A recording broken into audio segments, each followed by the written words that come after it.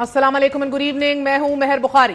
मुतालबात का जवाब सुनी अनसुनी, एहतजाज का रद्द-ए-अमल, पुलिस का पथराव, फिर मज़ाहमत और जवाब शदीद मज़ाहमत, धौंस धमकी, दहशतगर्दी के पर्चे, गिरफ्तारियां, हर हरबा आजमाया जाए, मां सवाए बातचीत के। गोया हम ना तारीख से सीखे न मौजूदा हालात से। गुज़िश्ता रोज आजाद कश्मीर में बिजली और आटे की कीमतों में इजाफे के खिलाफ होने वाला एहतजाज पुरतशद्दुद रुख इख्तियार कर गया। पुलिस और मुजाहिरीन के दरमियान 2 दिन तक जारी रहने वाली झड़पों के नतीजे में मुतअद्दिद अफराद जख्मी, जबकि एक पुलिस एहलकार हलाक हुआ। आजाद कश्मीर में बिजली और आटे की कीमतों में इजाफे के खिलाफ एहतजाज गुज़िश्ता कई माह से जारी है। हुकूमत की जानिब से मुतालबात तस्लीम न करने की सूरत में 28 सितंबर 2023 को अवामी एक्शन कमेटी ने बिजली के बिलों को किसी जगह गुब्बारों से बांधकर हवा में उड़ाया, किसी जगह नजरे आतिश किया और कहीं ये पानी में कश्तियां बनाकर बहा दिए गए। इस तमाम अमल को सिविल नाफरमानी से ताबीर देते हुए हुकूमत ने एक्शन शुरू किया। पुलिस और मुजाहिरीन के दरमियान शदीद झड़पें हुई। मुर्तकिब अफराद के खिलाफ हुकूमत ने दहशतगर्दी की FIRs दर्ज की, क्रैकडाउन शुरू हुआ और गिरफ्तारियां अमल में लाई गईं। एहतजाज करने वाले मुजाहिरीन के सस्ता आटा, बिजली में मुकम्मल रिलीफ और अशराफिया से मराद की वापसी के 3 बड़े मुतालबात हैं। कई महीनों से जारी है एहतजाज 2 दिन कबल खूनी तसादुम में बदल गया। दारुल हुकूमत मुजफ्फराबाद में कारोबारी मराकज बंद, पहिया जाम हड़ताल जारी है। इस खूनी तसादुम के बाद हुकूमत ने हथियार डाले, मुतालबात पर संजीदगी से गौर किया और बात मुज़ाकरात तक पहुंची। अवामी एक्शन कमेटी के तमाम मुतालबात मान लिए गए हैं और मुतालबात की मंजूरी से मुतल्लिक मुआहिदा भी तय पा चुका है। आज ही वजीर आजम की ज़ेरे सदारत कश्मीर की सूरत हाल पर आला सतही हंगामी इजलास हुआ। वजीर आजम ने आजाद कश्मीर के लिए फौरी 23 अरब रुपए फराहम करने की मंजूरी भी दे दी, जबकि वजीर आजम आजाद कश्मीर चौधरी अनवारुल हक का यह कहना है कि इन मामलात को हल करने के लिए एस्टैब्लिशमेंट और फौज के सरबराह ने जाती दिलचस्पी ली और तमाम स्टेक होल्डर्स ने इत्तफाक किया। मुतालबात से एहतजाज और फिर खूनी एहतजाज तक, ये वो मनाजिर हैं कि जो हम सियासत की हालिया तारीख में देख चुके हैं। गोली का जवाब गोली सियासत में उठने वाले कोहराम को दबा तो सकता है, टेम्पोररीली खत्म नहीं कर सकता। ये रियासत को तय करना है कि एहतजाज करने वालों के लिए दरवाजे कैद खानों के खोले जाएंगे या बातचीत के। साबिक वजीर आजम इमरान खान ने मुल्की हालात पर आर्मी चीफ को खत लिखने का फैसला कर लिया है। अडियाला जेल में सहाफियों से गैर रस्मी गुफ्तगू करते हुए इमरान खान का यह कहना है कि मुल्की हालात पर आर्मी चीफ को खत लिखूंगा। पब्लिक मैंडेट के मुताबिक हुकूमत बनानी पड़ेगी, इसके बगैर मुल्क नहीं चल सकता। आजाद कश्मीर में जो कुछ हो रहा है इस पर तशवीश है। मुल्क में जमहूरियत खत्म हो चुकी है। पहले कश्मीर और फिर गिलगित बल्दिस्तान में हमारी हुकूमतें गिराई गई। पहले गिलगित और अब कश्मीर में लोग अपने हकूक के लिए खड़े हो चुके हैं। पेशन गोई कर रहा हूं कि जून और जुलाई में इनसे मुल्क संभाला नहीं जाएगा। गोया एक एहतजाज आजाद कश्मीर की सड़कों पर जारी है और एक खामोश एहतजाज बार बार इमरान खान कर रहे हैं। आज ही कौमी असेंबली में अपोजिशन लीडर उमर अयूब ने कौमी असेंबली से खिताब करते हुए DGISPR की तकरीर को मुकम्मल तौर पर मुस्तरद कर दिया। कायदे हिज़्ब इख्तिलाफ ने ऐवान में आइन का हल भी पढ़कर सुनाया। Director general inter services public relations ने जो प्रेस कॉन्फ्रेंस की उसको हम इन टोटो रिजेक्ट करते हैं। Oath of an officer article 244 इस आइन की किताब का पेज नंबर 203, ये वो ओथ है जो कि हर एक कमीशन ऑफिसर जिस वक्त वो कमीशन हासिल कर रहा होता है उनको ये लेना पड़ता है। I will not engage my self in any political activities whatsoever, and that I will honestly and faithfully serve Pakistan in the Pakistan Army, Navy or Air Force as required by and under the law. जो DGISPR ने press conference की वो एक conference थी। ये एक चीज prove करता है कि उनके बयानिए में ही बाइपोलर डिसऑर्डर है। उमर अयूब ने वाज़ेह कर दिया है कि तहरीक इंसाफ समझौते के नाम एक कदम पीछे हटने के लिए तैयार नहीं। 10 मई 2017 में DGISPR ने डॉन लीक्स के मामले पर रिजेक्टेड की ट्वीट की थी। आज 13 मई 2024 में एक सियासी जमात DGISPR की प्रेस कॉन्फ्रेंस को रिजेक्ट कर रही है।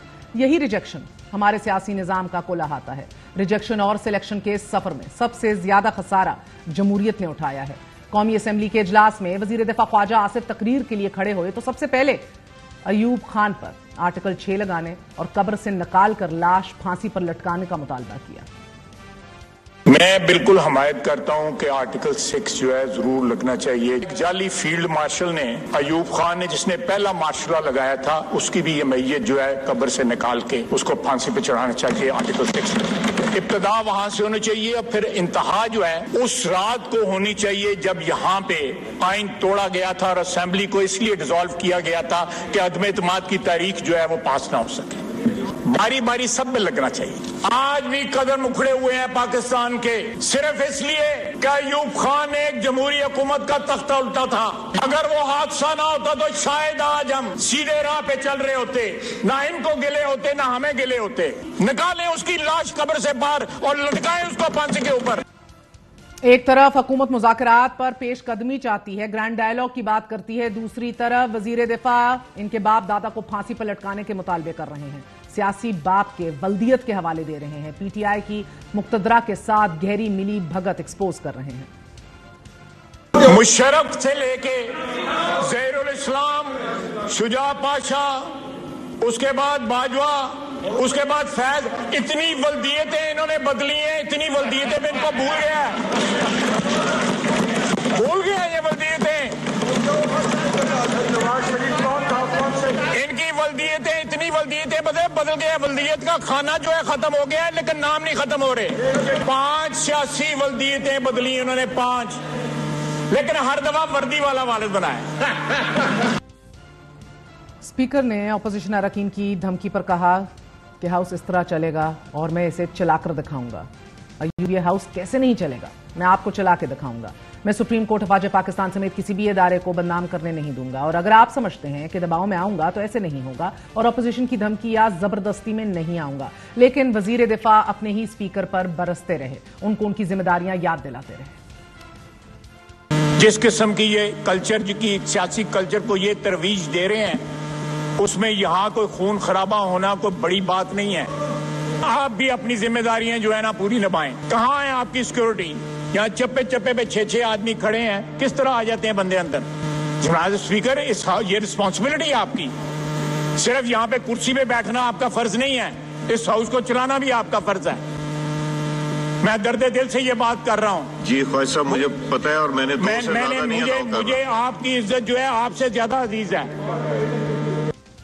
ایک طرف ایوان میں حکومت اور اپوزیشن ایک دوسرے کی تحمل سے بات سننے کو تیار نہیں, دوسری جانب عمران خان ملک کی بہتری کے لیے ایک خط چیف عوامی سٹاف کو لکھنے جا رہے ہیں.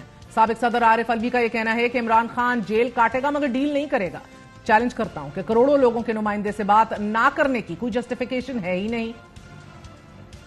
وہ جیل میں رہے گا مگر ڈیل نہیں کرے گا. یہ پتہ نہیں کیا کیا اس کو آفر کرتے ہیں کہ تم چلے جاؤ, جان بچا لو. اس نے کہا نہیں, میں یہیں رہوں گا. چیلنج کرتا ہوں کہ کروڑوں لوگوں کے نمائندے سے بات نہ کرنے کا کوئی جسٹیفیکیشن ہے ہی نہیں. عمران خان صاحب سے ملا تھا, ساری قربانیاں دے رہے ہیں کہ معاملات جو ہیں وہ ایک کنفیوژن کا شکار ہیں اور کنفیوژن کی طرف جا رہے ہیں. انہوں نے اپنی انا کو بھی قربان کر دیا. نہیں, کیونکہ ملک کا معاملہ ہے تو بات چیت ہی حل ہے. بات چیت اگر کوئی کہہ رہا ہے کہ اس نے نہیں کرنی, اسی سے سوال کیجئے. برج کا کام کرنے کی کوشش کرتا رہا ہوں مگر برج جبھی کامیاب ہوگا جب گاڑیاں چڑھیں گی. اس آئینی رول کے اندر میں کئی جگہ پر سر کے بل بھی کھڑا ہو گیا کہ میں جوڑوں. اتفاق سے ناکام ہوا. علیمہ خان کے بعد یہ دوسرا بڑا انکشاف ہے سابق صدر عارف الوی کی جانب سے کہ عمران خان کو بار بار ڈیل آفر کی گئی ہے کہ ملک چھوڑ کر چلے جاؤ, جان بچا لو, لیکن وہ اس کو رد کرتے ہیں جبکہ ادارے مذاکرات کے چیپٹر کو ہی پہلے ہی ریجیکٹ کر چکے ہیں. دوسری جانب رانا ثناء اللہ کا کہنا ہے کہ اگر عمران خان ملک کی بہتری کے لیے مل بیٹھ کر بات کرنے کو تیار ہیں تو ان کی رہائی پر غور کیا جا سکتا ہے. حکومت اداروں کی منشا کے بغیر کس حد تک مذاکرات کرنے میں آزاد ہے, کچھ کہنا قبل از وقت ہے. مگر ہماری جمہوریت کا المیہ ہی یہ ہے کہ تاریخ بھی ایسے اقدام کو ریجیکٹ کر چکی ہے کہ جن میں اداروں کی قبولیت شامل نہ ہو. تحریک انصاف کے چیئرمین بیرسٹر گوہر کا یہ کہنا ہے کہ مذاکرات ہونے چاہیے, مگر عمران خان کا کہنا ہے کہ معافی مجھ سے مانگی جائے. خان صاحب نے یہی کہا ہے کہ مذاکرات کے سلسلے میں آج بھی وہی پیغام ہے کہ میں پہلے کہہ چکا ہوں ڈائیلاگ ہونے چاہیے, لیکن ڈائیلاگ میں کر رہا ہوں, میں ڈیل نہیں کر رہا. اور جب ہم ڈائیلاگ کر رہے ہیں تو پاکستان کے لیے ہی کر رہے ہیں, نہیں ذاتی مفادات اور اناروں کے لیے کر رہے ہیں. خان صاحب نے یہی کہا ہے میرے سے معافی مانگی جائے بجائے اس کے کہ میں معافی مانگوں. ہم 9 مئی کی مذمت کر چکے ہیں پہلے بھی, آج بھی ہم اس کی مذمت کرتے ہیں. ताज्जुब यह है कि इस वक्त हुकूमत मखसूस नशिस्तों से महरूम होने के बाद 2/3 अक्सरियत खो चुकी है। इलेक्शन कमीशन ने मखसूस नशिस्तों पर 77 अरकान की रुकनियत मुअत्तल कर दी है और नोटिफिकेशन भी जारी कर दिए हैं। कौमी असम्बली से 22, खैबर पख्तूनख्वा से 25, जबकि पंजाब से 27 मखसूस नशिस्तें मुअत्तल की गई हैं। इन अरकान की मुअत्तली के बाद हुकूमत बासानी कोई भी आईनी तरमीम नहीं ला सकती। आज सिंध हाई कोर्ट में पीटीआई को कराची में जलसे की इजाजत ना देने के खिलाफ दरख्वास्त की समाअत पर chief justice Sindh high court ने शदीद भरमी का इजहार किया। जस्टिस अकील अब्बासी ने रिमार्क्स दिए कि इनको बर्गर पार्टी कहते हैं ना, पहुंचा दिया ना इनको अंजाम तक, यही चाहते थे आप लोग, ये आपकी जमहूरियत है, कब तक चलेगा ये सब? जब से मुल्क बना है यही सुनते आ रहे हैं कि मुल्क खतरे में है, मुल्क को इस खतरे से एक ही दफा निकालना है। जस्टिस अकील अब्बासी के रिमार्क्स सिर्फ रिमार्क्स नहीं, हमारी सियासत का नोहा है। बात करेंगे, हमारे साथ मौजूद हैं तहरीक इंसाफ के सीनियर रहनुमा सेनेटर हमायूं मोहम्मद साहब। हमायूं साहब बहुत बहुत शुक्रिया साथ देने का। पहल तो फरमा दीजिएगा सर कि ये क्या आप लोगों की बायपोलर, आप लोग DGIS-PR के प्रेसर को बायपोलर कह रहे हैं एंड दैट इज एक पॉलिसी आपकी, मगर आपकी अपनी पॉलिसी में भी तो एक बायपोलर रुझान दिखाई दे रहा है। कभी कहते हैं कि बात करनी है, कभी कहते हैं बात नहीं करनी, कभी कहते हैं एस्टैब्लिशमेंट से बात करनी है, दूसरा लीडर आकर कहता है खान से बात हुई है, सबसे बात होगी। पॉलिसी क्या है सर? बिस्मिल्लाहिर्रहमानिर्रहीम, इय्याका नअबुदु व इय्याका नस्तईन। बहुत मेहरबानी महर जी आपका। इस तरह है कि देखिए, पॉलिसी सिंपल ये है कि हम लोगों ने जब कोई बात करना चाहता है, हमारे दरवाजे खुले हैं हर एस्पेक्ट के लिहाज से। We can talk to anyone and everyone, ठीक है। अब उसमें बात किससे करनी है और बात किस सब्जेक्ट पे करनी है, ये चीजें हमने डिस्कस करनी होंगी, ठीक है। उसमें मेरे लिहाज से ये है, जैसे अभी हम सुन रहे हैं कि पाकिस्तान मुस्लिम लीग नून के चंद लीडर भी वो कह रहे हैं कि बात होनी चाहिए, तो इसमें कोई शक नहीं है कि अगर हमने इस मुल्क को प्रॉब्लम से निकालना है तो हम सब लोगों ने बात करनी है। लेकिन बात जैसे डील होती है ना कि यार 6 महीने मैं कर लूं, 6 महीने आप कर लो, जो मिल बैठ के खाने वाला हिसाब किताब है वो नहीं होगा। आप इश्यूज पे बात करें। इश्यूज क्या है पाकिस्तान के? जो दो सर कता कलामी माफ सेनेटर साहब, एक दफा आप सारी क़यादत बैठ के प्रेस कॉन्फ्रेंस करके एक पेज पे क्यों नहीं आ जाते? क्योंकि मुक्तदरा के साथ गहरी मिली भगत और 5-5 वल्दियतें तब्दील करना, वो भी वर्दी के अंदर, ये ताने भी हैं। बातचीत उन्हीं से होगी कि जो ताकत का मंबा है, ये आपके तर्जुमान कहते हैं, इनको डमीज कहते हैं। आप आके कोई और बात करते हैं, अली मोहम्मद कोई और बात करते हैं, बैरिस्टर गोहर कुछ और कहता है आके, इधर असद कैसर आके कुछ और कहता है कि डायलॉग करना ही नहीं है, किसी से भी नहीं करना। सो बराए मेहरबानी सर एक दफा एक प्रेस कॉन्फ्रेंस कर लीजिए जिसमें क्लियर हो जाए कि आप चाहते क्या है।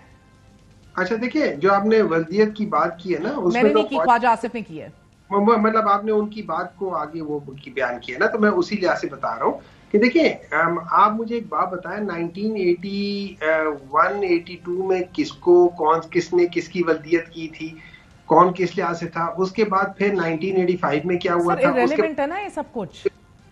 देखिए 1990 में क्या होता है, वो 4-5 की बात करते हैं, वहां तो पूरी लाइन लगी हुई है, वहां तो लगता है पीछे पूरी एक लाइन लगी हुई है और उसके बाद उसको तो गिना भी नहीं जा सकता है।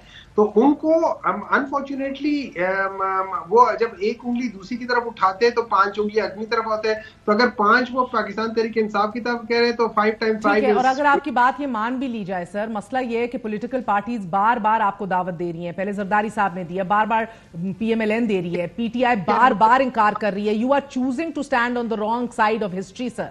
ग्रैंड वी आर एक्चुअली, देखिए अगर आप मुझसे पूछे ना, we are on the right side of the history, because हम लोग ये कह रहे हैं कि अगर हमने डिस्कशन करना है, हमने कोई डील नहीं करनी जैसे इन लोगों ने आपस में डील की थी।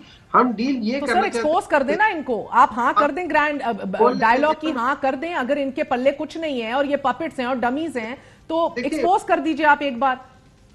देखिए ना, एक्सपोज करने के 2 तरीके, या हम बैठ के बात करें, हमें पता है कि वो झूठ बोलने पर बड़े माहिर हैं, तो हम उन्हें कह रहे हैं कि चलो आओ बात करते हैं, आप बात बताओ बात किस चीज पे करनी चाहिए। मेरे लिहाज से 2 या 3 इंपॉर्टेंट सब्जेक्ट्स हैं जिस पे बात होनी चाहिए। सब्जेक्ट्स तो बात की बात है, बैठना किससे है? आप अपनी बात करते हैं, आपका सेक्रेटरी जनरल अपनी बात करता है, आपकी जमात का तर्जुमान अपनी बात करता है, पाबंदे सलासल कैदी 804 अपनी बात करता है।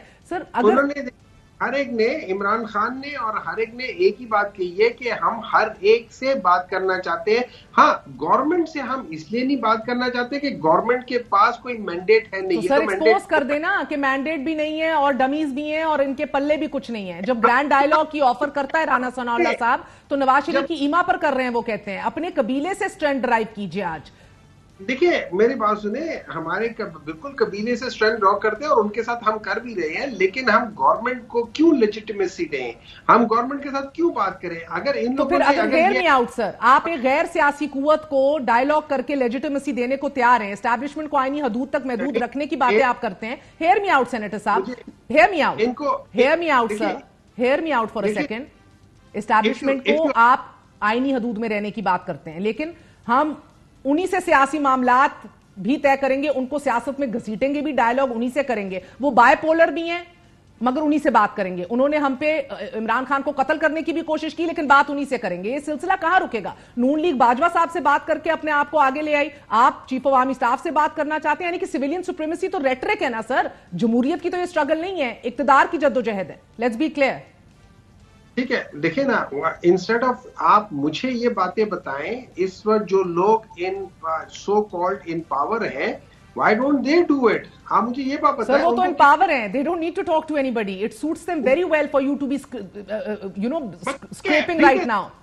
پھر لیٹ دیم. اگر وہ اس بات پہ خوش ہوتے ہیں کہ ہم لوگ آج وہ ہیں، دیکھیں ہمارے پاس عوام میں سٹرینتھ ہے، ہمارے پاس مینڈیٹ ہے. سر مگر یہ سٹرینتھ ایک چنگاری کی نوعیت کی ہے. عمران خان نے بھی کہا ہے جون جولائی میں ان سے یہ ملک نہیں چلے گا. آپ نے آزاد کشمیر میں بھی دیکھا ہے سینیٹر صاحب کیا ہو رہا ہے. مہر جی آپ نے شروع میں کوئی 15 منٹ کا انٹرو دیا، ابھی تھوڑا سا مجھے بول لینے دیجئے نا. ٹھیک ہے، اس میں یہ ہے کہ ان لوگوں نے اپنا جو بھی کیا ہوا ہے نا، ان کے پاس تو ابھی ان سے صرف 77 سیٹیں مائنس ہوئی ہیں. انشاءاللہ تعالیٰ آپ دیکھیں گی کہ اگلے 80 اور ان سے مائنس ہوں گی. ابھی 20 تاریخ کو اسلام آباد کی 3 مائنس ہوں گی.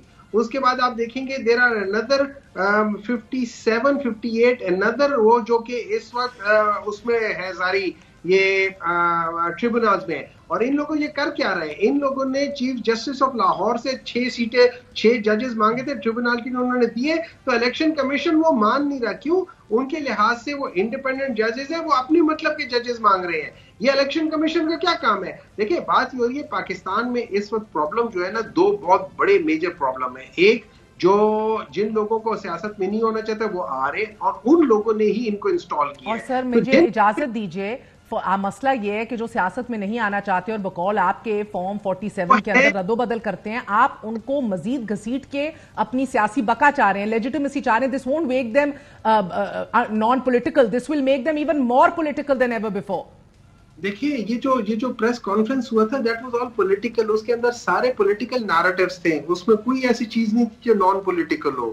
اس میں ساری باتیں پولیٹیکل تھیں. Because you're demanding، آپ تقاضا کر رہے ہیں کہ ہم سے بات کرو. خان صاحب جب باجوہ سے 4 دفعہ ملتے ہیں، کیوں ملتے ہیں؟ آج بھی کیوں بات کرتے ہیں کہ بھئی بات صرف ان سے ہوگی؟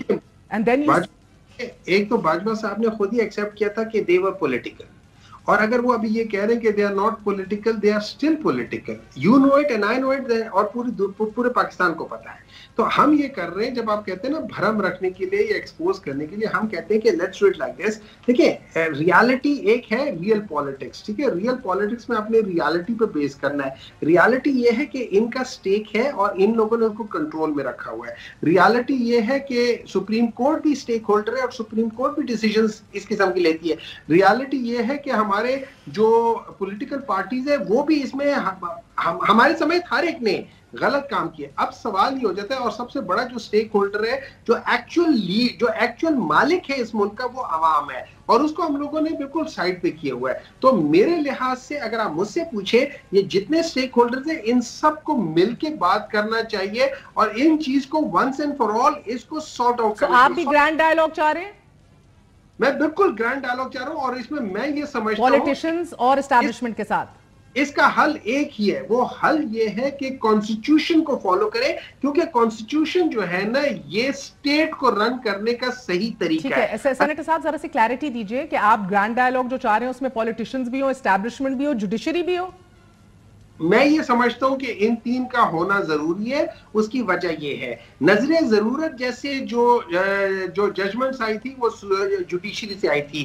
अगर जितने भी मार्शल लॉ आए थे उसको जस्टिफाई जुडिशरी ने किया था, तो उनका होना बहुत जरूरी है, उनको अपने आप को ठीक करना बहुत जरूरी है। नंबर 2, ये सारी चीजें एस्टैब्लिशमेंट करती रही है, उनका होना जरूरी है ताकि वो आइंदा ये चीज ना करें। पॉलिटिशियंस इनका फायदा उठाते रहे या वो इनका फायदा उठाते रहे या एक दूसरे का फायदा उठाते रहे, उनको इसका होना जरूरी है ताकि आइंदा ना हो। और ये सारी चीजें जो लिखी हुई है ये आपके कॉन्स्टिट्यूशन में लिखी हुई है। तो जिस दिन हम बैठ के कॉन्स्टिट्यूशन को in true spirit, letter in spirit हम फॉलो करेंगे तो हर एक अपने आईनी इख्तियार के अंदर रहेगा, उसमें किसी को प्रॉब्लम नहीं होगी। नंबर 2, आपका जो मेन मसला है वो इलेक्शंस है। इलेक्शन फ्री, फेयर, ट्रांसपेरेंट होने चाहिए। कैसे होना चाहिए? इसके लिए आप बैठ के कोई तरीका हो जाना चाहिए। ये जो केयर टेकर गवर्नमेंट है जिसमें अब काकड़ साहब खुद आके कहते हैं कि जी आपको तो मैंने फॉर्म 47 के तहत लगा दिया है, ये तो उसने अपने क्राइम की वो एक किस्म की एक्नॉलेजमेंट कर दी है। ये तो उसके ऊपर एक केस होना चाहिए कि भाई आप फॉर्म 47 की कैसे बात कर रहे हैं। ये जब सारी चीजों को सामने रखते हैं तो हमें इन ट्रू स्पिरिट रियलिटी को देखते हुए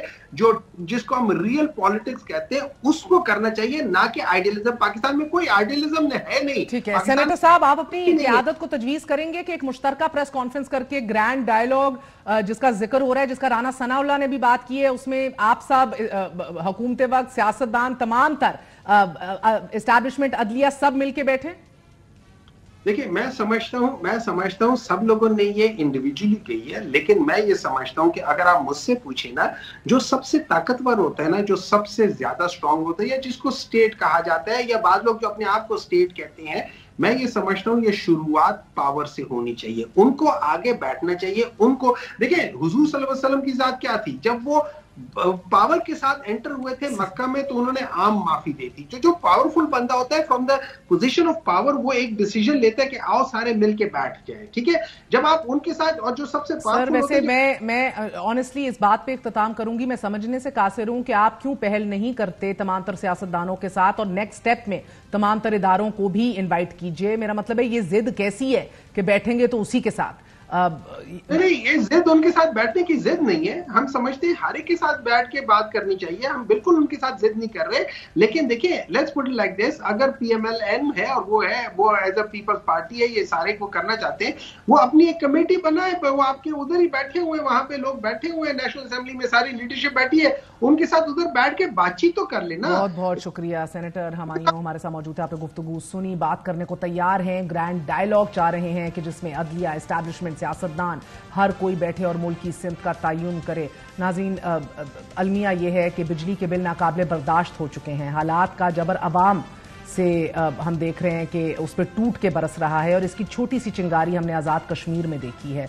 खित्ता बिजली खुद पैदा करता है, मंगला डैम है, नीलम जेलम है, मगर क्योंकि बर वक्त सुनवाई नहीं हुई और इसको रद्द किया गया, इनकी डिमांड्स को, इनके एहतजाज को, उसका मजाक उड़ाया गया, तो आपने देखा कि किस तरह उधर एहतजाज एक खूनी एहतजाज की सूरत में तब्दील हो गया और बिल आखिर घुटने टेक के मुज़ाकरात ही करने पड़े। ये एक चिंगारी है जो अल्लाह माफ़ करे खाक में बदहन अगर ये फैल गई मुल्क के तूल और अर्ज में, इट टेक्स वन ट्रिगर तो इधर लेने के देने पड़ जाएंगे। दूसरी तरफ पड़ोसी मुल्क में इलेक्शन फाइनल स्टेजेस में चला गया है। मोदी अभी भी ये कह रहा है कि सिर्फ एपेटाइजर देखा है आपने पहले, तो अब अगले 5 साल में मेन कोर्स आपको दिखाएंगे। हम ग्रैंड डायलॉग के आइडिया से फ्लर्ट कर रहे हैं, मुआशी दिवालियापन का सामना कर रहे हैं। मुल्क चल कैसे रहा है इसकी किसी को फिक्र नहीं है इस मुल्क में। आजाद कश्मीर सिर्फ एक झलक है of the wider chaos that can spread. अब सिविल वॉर, क्राइसिस का तयन करना है या डायलॉग और गवर्नेंस का तयन करना है?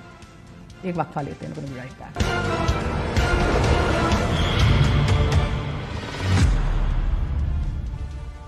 पाकिस्तान और IMF के दरमियान मुज़ाकरात शुरू होते ही स्टॉक एक्सचेंज में जबरदस्त तेजी देखी जा रही है कि जिसके बाद इंडेक्स 74,000 की हद अबूर कर गया है। मगर मुज़ाकरात की शुरुआत से कबल ही IMF की जानिब से डिक्टेशन का सिलसिला शुरू हो गया है।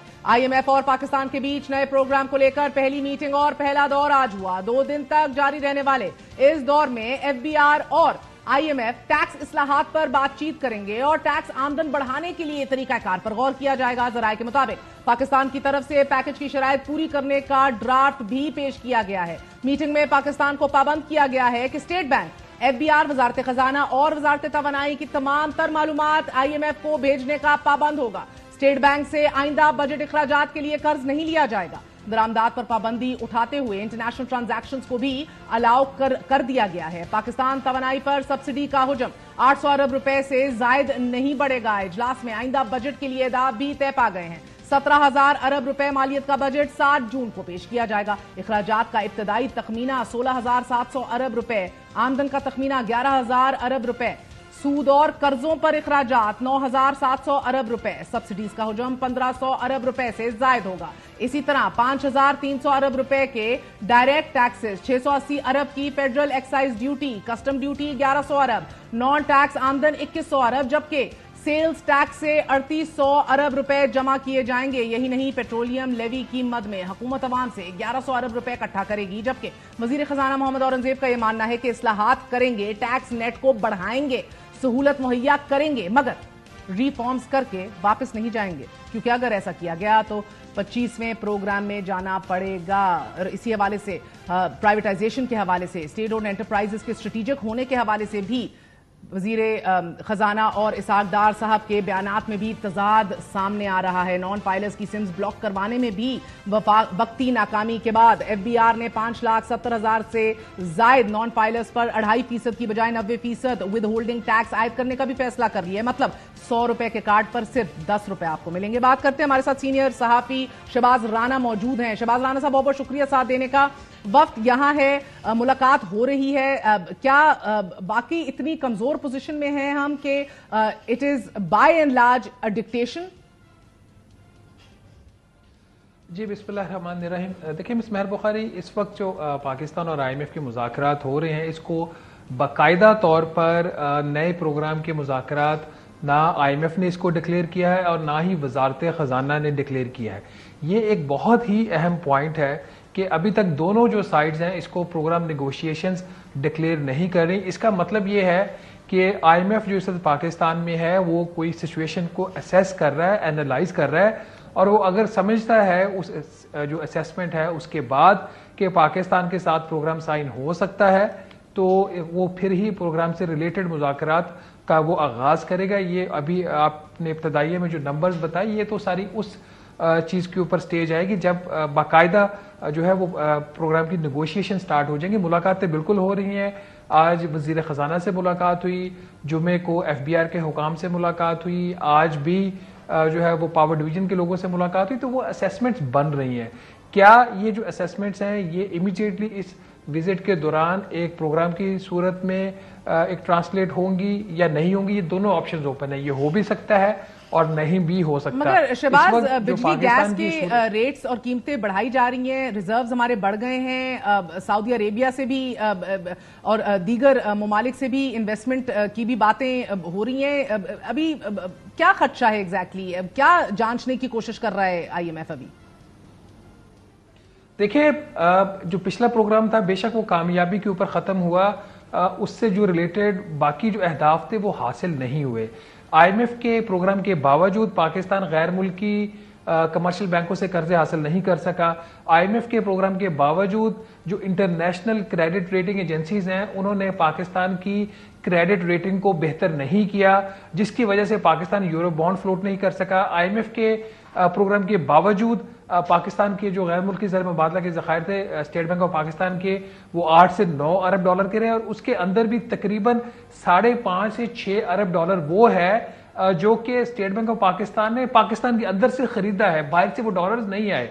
तो वो ओवरऑल जो एक आपको लग रहा था कि IMF के प्रोग्राम में जाने से जो आपको फवाइद हासिल होते हैं कि बाकी जो ब्लॉक्ड फाइनेंसिंग पाइपलाइंस है वो खुल जाती है, वो नहीं हुई। जो इसमें जो सबसे बड़ा इशू आ रहा है नजर, और जिसका जिक्र IMF ने अपनी रिपोर्ट में भी किया है जो उसने 3 दिन पहले जारी की है, पाकिस्तान के अंदर जो पॉलिटिकल स्टेबिलिटी है वो एक बहुत बड़ा कंसर्न IMF का है। आज जो कुछ हुआ 2-3 दिन आजाद जम्मू एंड कश्मीर में, जिसकी वजह से आज वज़ीर आज़म पाकिस्तान को 23 अरब रुपए की सब्सिडी भी देना पड़ी, तो ये कोई अच्छा इसका शगुन नहीं है। IMF का जो मिशन पाकिस्तान आया हुआ है वो इसी वजह से है, इसी चीज को असेस करने आया हुआ है कि ये जो हुकूमत वक्त है इसकी कैपेसिटी कितनी है, کہ وہ جو دباؤ لے سکے, اس کی کیپیسٹی کتنی ہے کہ یہ مشکل فیصلے لے کر اس پر عمل درآمد بھی کرا سکے. میں این ایف سی ایوارڈ کو ری وزٹ کرنے کی بھی بات ہے, جس کے اوپر مراد علی شاہ صاحب واضح طور پر کہہ گئے ہیں 3 میٹنگز وزیر اعظم کے ساتھ, 2 فائنانس منسٹر کے ساتھ, تو کہیں بات نہیں ہوئی اور اس کو ری وزٹ نہیں کیا جائے گا. دیکھیں ڈیفینیٹلی یہ ایشو ہمیشہ ایجنڈے پہ رہا ہے, اور آج بھی ڈائریکٹلی این ایف سی کا نام لیے بغیر اوپننگ میں یہ بات ہوئی ہے کہ آپ کی جو ڈسپیرٹیز ہیں جو فیڈرل ٹیکسیشن میں اور پروونشل ٹیکسیشن میں, اس کو ایڈریس کرنے کی ضرورت ہے. کلیکشن کے حوالے سے جو بات ہو رہی ہے تو یہ ایشوز سارے الائیو ہیں. اب ایسے وقت میں جب اے جے کے میں جو احتجاج ہوا اور اس میں قیمتی جانوں کا بھی ضیاع ہوا, لوگ زخمی بھی ہوئے, اور جو ایون کے عام جو لوگ ہیں جو شہری ان کو بھی تکالیف ہوئی, تو پرائم منسٹر آف پاکستان پیچھے ہٹ گئے, اور پیچھے ہٹ کے انہوں نے 23 ارب روپے کی سبسڈی دے دی. تو سوال یہ ہے, یہ تو صرف آزاد جموں اینڈ کشمیر کی بات تھی جس کی آبادی تقریباً 40 لاکھ ہے. اگر 25 کروڑ کا جو ملک ہے اس کے اوپر ایک پروگرام آئی ایم ایف لے کے آتا ہے, اور وہ اتنا سخت ہوگا جس کی کچھ ہم خبریں بھی کر رہے ہیں, جس میں سیلریڈ کلاس کے اوپر ٹیکسیشن, پینشنرز کے اوپر ٹیکسیشن, سبسڈیز کا ودرا ہونا, آگے جا کے جولائی میں نکلنے جا رہا ہے اضافہ ہونا, تو اس کا ریاکشن یہاں پہ کیا بات ہم ابھی کر رہے تھے کہ جو چنگاری آزاد کشمیر میں دیکھی ہے, یہ ملک کے طول و عرض میں میرے منہ میں خاک یہ نہ پھیل جائے جو کچومر نکلنے جا رہے ہیں. اور یہ بتائیے گا شہباز, نجکاری اجلاس کے دوران وزیر خارجہ اسحاق ڈار کا یہ کہنا تھا کہ مسلم لیگ نواز حکومت اسٹریٹجک اور ضروری ریاستی ملکیتی اداروں کو جو ہے وہ فوقیت دے گی, جبکہ گزشتہ روز آپ کے فائنانس منسٹر کا کہنا ہے اسٹریٹجک ریاستی ملکیتی اداروں کا کوئی تصور ہی نہیں ہے, ہم نجکاری اکراس دا بورڈ کر رہے ہیں اور منسٹریز کو کہیں گے تیز کریں گے process. Is there a big discrepancy?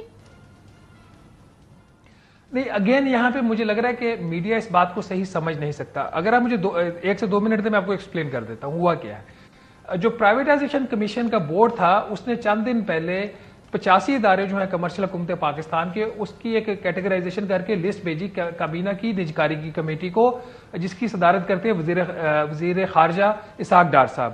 وہ جو وہاں سے 85 اداروں کی لسٹ آئی تھی اس میں انہوں نے کہا تھا 21 کو پرائیویٹائز کر دو, اور 39 ایسی اینٹیٹیز تھی جن کو ان وزارتوں نے کہا کہ یہ اسٹریٹجک اور اسینشل ہے, یہ پرائیویٹائز نہیں ہو سکتی. وہ معاملہ جب ڈار صاحب کے سامنے آیا تو ڈار صاحب نے کہا کہ آپ ان کو کیسے اسٹریٹجک اور اسینشل ڈسکرائب کر سکتے ہیں, یہ تو کام ہے cabinet committee on state on enterprises کا, جس کی صدارت کرتے ہیں وزیر خزانہ محمد اورنگزیب صاحب. تو جمعے والے دن ڈار صاحب نے وہ معاملہ ریفر بیک کر دیا کابینہ کی جو کمیٹی ہے ایس او ایز کو, اس کے حوالے سے کہ آپ فیصلہ کریں گے کہ اس میں کون سا اسٹریٹجک ہے اور کون سا نہیں ہے, اور وہ جو ایس او ایز کی کمیٹی ہے وہ بھی فیصلہ ایس او ای پالیسی کے تحت کرے گی. تو میرا خیال تھوڑی سی یہاں پہ مس انڈرسٹینڈنگ ہو رہی ہے. اور سر یہ بتائیے گا, سعودی ولی عہد محمد بن سلمان پاکستان کا دورہ کرنے جا رہے تھے, مگر بہرحال اب یہ بتایا گیا کہ ولی عہد کے دورے کی تاریخوں میں تبدیلیاں کر دی گئی ہیں, اور ابھی تک کوئی باضابطہ اعلان اس کا نہیں کیا گیا. آئی ایم ایف ان کا انتظار کر رہے ہیں یا وہ آئی ایم ایف پروگرام کا انتظار کر رہے ہیں؟ میں اس کے اوپر صرف اتنا کہوں گا کہ محمد بن سلمان صاحب جیسے بڑے لیڈر کو, بڑی شخصیت کو جب آپ نے پاکستان مدعو کرنا ہے تو پھر کچھ بڑا ہونا چاہیے. تو اگر کچھ بڑا نہیں ہوگا پاکستان میں, کچھ بڑا معاہدہ نہیں ہوگا, تو پھر محمد بن سلمان جیسے بڑے لیڈر کا پاکستان آنے کا کوئی فائدہ نہیں. وہ پولیٹیکل ایک اسٹرینتھنگ تو ہو سکتی ہے, گورنمنٹ کو سپورٹ تو مل سکتی ہے, اکنامک یا کمرشل فرنٹ کے اوپر اس کا کوئی فائدہ نہیں ہے. تو جب وہ فائدہ نظر آ جائے گا دونوں سائڈز کے اوپر تو وہ دورہ ہو جائے گا. بہت بہت شکریہ. شہباز رانا ہمارے ساتھ موجود تھے, سینئر صحافی, آپ نے گفتگو سنی. Very short break, we're going to be right back.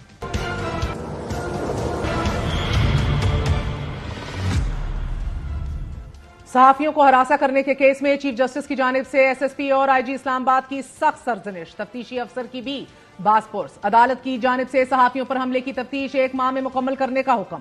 Police کو 30 دن کی مہلت مل گئی, مگر دوران سماعت درخواست گزار درخواست دائر کرنے سے ہی مکر گئے. چیف جسٹس قاضی فائز عیسیٰ کا بھرمی کا اظہار کہ غلط خبر پر کوئی معافی تک نہیں مانگتا, بس فون اٹھایا اور صحافی بن گئے کہ ہمارے تو یہ ذرائع ہیں, کسی کے کوئی ذرائع نہیں, ہم کچھ کرتے نہیں, تو اس کا یہ مطلب نہیں کہ بس پتھر پھینکتے جاؤ.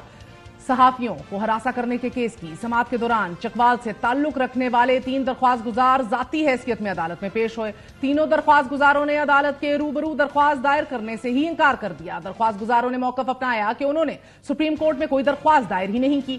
درخواست گزاروں کے موقف پر چیف جسٹس قاضی فائز عیسیٰ نے استفسار کیا کہ کسی نے آپ کے نام اور رہائشی پتے کیسے استعمال کر لیے, کیا آپ بغیر اجازت درخواست دائر کرنے والوں کے خلاف ایف آئی آر کٹوائیں گے؟ درخواست گزاروں نے عرض کی کہ اگر آپ سرپرستی کریں گے تو ہم FIR کٹوائیں گے۔ اس پر چیف جسٹس نے جواب دیا کہ ہم کیوں سرپرستی کریں، ٹی وی پر بیٹھ کر ہمیں درس دیا جاتا ہے کہ عدالتوں کو کیسے چلنا چاہیے، پہلے ہم پر بمباری کی جاتی ہے، پھر عدالت میں پیش ہو کر کہا جاتا ہے کہ کیس ہی نہیں چلانا، ملک کو تباہ کرنے کے لیے ہر کوئی اپنا حصہ ڈال رہا ہے۔ اس پر ایڈوکیٹ آن ریکارڈ نے عدالت سے عرض کی کہ جس ایڈوکیٹ نے درخواست دائر کی ان کا انتقال ہو چکا ہے۔ چیف جسٹس نے حیران ہوتے ہوئے درخواست گزاروں کے وکیل سے سوال کیا کہ آپ کو صرف چکوال والے کلائنٹ ہی کیوں ملتے ہیں؟ کون سا مشہور آدمی چکوال میں بیٹھا ہوا ہے؟ گالیاں دینا ہو تو ہر کوئی شروع ہو جاتا ہے، کوئی سچ نہیں بولتا۔ ہم جانچ کے لیے معاملہ پنجاب فورینسک لیبارٹری کو بھجوا دیتے ہیں۔ درخواست گزاروں کے وکیل نے عدالت سے عرض کی کہ مجھے ایڈوکیٹ آن ریکارڈ نے ہدایات دی تھی۔ اس پر چیف جسٹس نے ریمارکس دیتے ہوئے کہا کہ غلط خبر پر کوئی معافی تک نہیں مانگتا، کوئی غلط خبر پر یہ تک نہیں کہتا کہ ہم سے غلطی ہو گئی۔ غلطیاں تو جیسے صرف سپریم کورٹ کے جج ہی کرتے ہیں، بس فون اٹھایا اور صحافی بن گئے کہ ہمارے ذرائع ہیں، کسی کے کوئی ذرائع نہیں۔ چیف جسٹس نے مزید کہا کہ ہم کچھ کرتے نہیں تو اس کا یہ مطلب نہیں کہ بس پتھر پھینکتے جاؤ۔ باہر کے ملک میں ایسا ہوتا تو ہتک عزت کے کیس میں سارا معاملہ سامنے آ جاتا۔ چیف جسٹس نے SSP انویسٹیگیشن سے استفسار کیا کہ واقعے کے ریکارڈنگ موجود ہے، اغواکاروں کا سراغ کیوں نہیں ملا؟ SSP نے عرض کی کہ CCTV فوٹیج موجود نہیں۔ SSP کے موقف پر چیف جسٹس آف پاکستان نے پھر برہم ہوتے ہوئے کہا کہ جھوٹ بولنے پولیس میں آئے ہو، یہ کیا بات کر رہے ہو؟ پولیس یونیفارم کی توہین کر رہے ہو، ریکارڈنگ موجود ہے اور کہہ رہے ہو کہ ریکارڈنگ نہیں۔ چیف جسٹس نے SSP سے مکالمہ کرتے ہوئے پوچھا کہ کتنے سال ہو گئے ہیں پولیس میں؟ SSP نے بتایا کہ مجھے پولیس میں 13 سال ہو گئے ہیں۔ اس پر چیف جسٹس نے ایڈیشنل اٹارنی جنرل سے پوچھا کہ ایسے افسر کو ہٹایا کیوں نہیں جا رہا، فوری فارغ کریں۔ ایڈیشنل اٹارنی جنرل نے عدالت سے عرض کی کہ میں ان کی طرف سے معافی مانگتا ہوں۔ چیف جسٹس نے برہم ہوتے ہوئے کہا کہ معافی کیوں، ان کے خلاف کارروائی کیوں نہیں کرتے، یہ مذاق بنا رہے ہیں۔ اس پر چیف جسٹس نے IG سے پوچھا کہ IG صاحب آپ کی پولیس کیا کر رہی ہے؟ IG نے عدالت سے مزید وقت مانگتے ہوئے کہا کہ میں خود اس کیس کو دیکھوں گا، کوئی شخص قانون سے بالاتر نہیں۔ چیف جسٹس بولے کہ اچھا، اب آپ ہمیں سکھا رہے ہیں کہ کوئی شخص قانون سے بالاتر نہیں۔ دوران سماعت چیف جسٹس کی کینیڈین پولیس کی تحقیقات کی مثالیں، پولیس افسران کی حفاظت کے لیے سیکیورٹی رکھنے کے تذکرے اور تفتیشی ٹیم کی تبدیلی کی IG کی یقین دہانیوں کے بعد عدالت نے کیس کی سماعت اگلے ماہ تک ملتوی کر دی ہے۔ عدالت کی جانب سے صحافیوں کی غلط خبروں کو آڑے ہاتھوں لینے کے ساتھ ساتھ آج وفاقی حکومت نے بھی حساس اور خفیہ معلومات کی غیر مجاز تشہیر کا نوٹس لے لیا ہے۔ حکومت نے سوشل میڈیا پلیٹ فارمز پر خفیہ دستاویزات کی کھلے عام نمائش کا سخت نوٹس لیتے ہوئے خفیہ معلومات اور دستاویزات کو افشا کرنے والوں کے خلاف آفیشل سیکرٹ ایکٹ کے تحت کارروائی کا فیصلہ کر لیا ہے۔ حکومت نے فیصلہ کیا ہے کہ ان تمام افراد کے خلاف آفیشل سیکرٹ ایکٹ 2023 کے تحت مقدمات درج کیے جائیں گے۔ خفیہ معلومات یا پھر ڈاکیومنٹس کے افشا کرنے یا پھر پھیلانے میں بالواسطہ یا بلا واسطہ ملوث افراد کے خلاف سخت کارروائی کی جائے گی اور اس جرم کی سزا 2 سال قید اور جرمانے کی صورت بھگتنا ہوگی۔ وزیر دفاع خواجہ آصف کے مطابق اس نوعیت کے معلومات کے پھیلاؤ پر پاکستان کے اسٹریٹجک اور اقتصادی مفادات کو نقصان پہنچ سکتا ہے۔ دوست اور برادر ممالک کے ساتھ تعلقات کو بھی شدید نقصان پہنچ سکتا ہے، خدشہ ہے اس کا بھی، اور اب ریاست نے حساس اور خفیہ معلومات کو سوشل میڈیا پر پھیلانے والوں کے خلاف سنجیدہ اقدامات اٹھانے کا فیصلہ کر لیا ہے۔ بات کرتے ہیں، ہمارے ساتھ سینئر صحافی متی اللہ جان موجود ہیں۔ متی اللہ جان صاحب، بہت بہت شکریہ ساتھ دینے کا۔ سر، فرمائی دیجیے گا کہ اہم ترین کیس کی آج سماعت ہوئی، چیف جسٹس بہت ایکسٹراڈنریلی سخت زبان اور لہجے میں ان کے ریمارکس سامنے آئے ہیں، کیا کہیں گے، صحیح سمت میں چل رہا ہے یہ کیس؟ بہت شکریہ مہر بخاری۔